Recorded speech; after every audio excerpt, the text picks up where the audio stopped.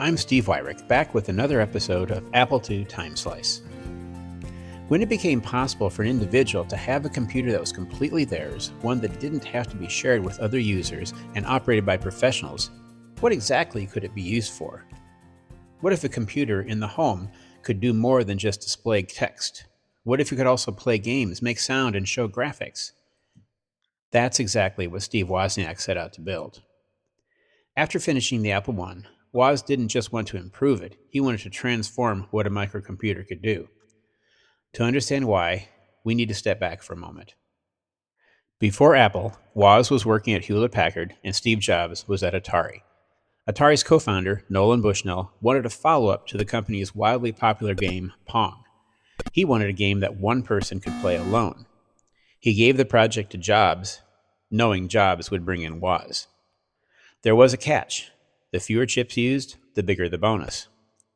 Woz delivered a design using just 44 chips, an astonishingly low number. It worked, they got paid, and the game, Breakout, was a success. There was just one problem. No one else could understand Woz's design. Atari's engineers had to redo it from scratch and ended up using over 100 chips. But Woz had proven something important. Powerful things could be done with very little hardware. And that idea stuck with him. When he began designing the successor to the Apple I, one of his goals was to be able to run a game like Breakout, but do it in software. That meant the computer needed capabilities the Apple I simply didn't have. So Woz started adding them. First, graphics, a low-resolution mode with color blocks and a high-resolution mode with individual pixels. Then, sound, a simple speaker driven directly by software, capable of clicks and tones.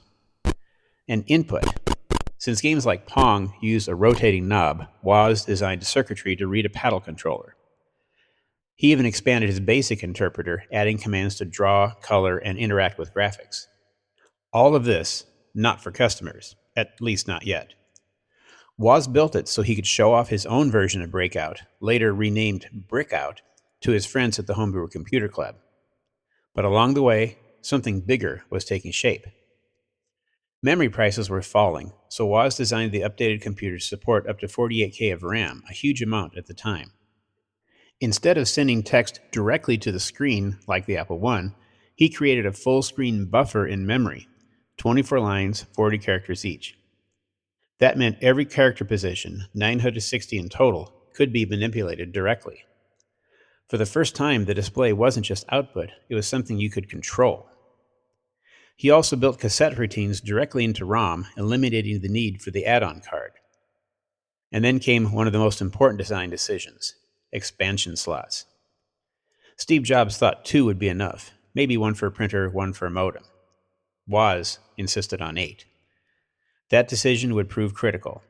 Those slots made the Apple II flexible, expandable, and adaptable in ways competitors simply weren't. Next, usability. The Apple I required users to wire in their own keyboard. Woz fixed that by integrating one directly into the system.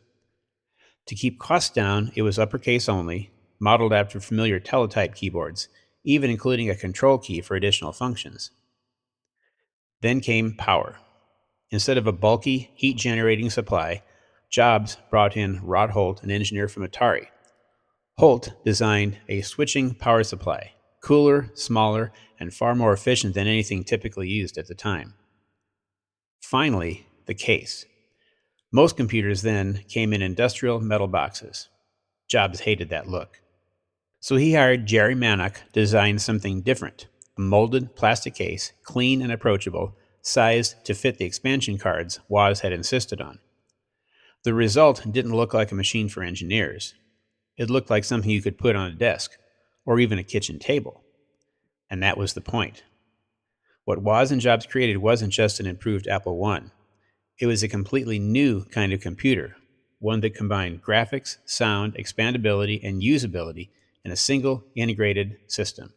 And with it, they set Apple on a path that would change personal computing forever. I'm Steve Wozniak, and this has been Apple II Time Slice.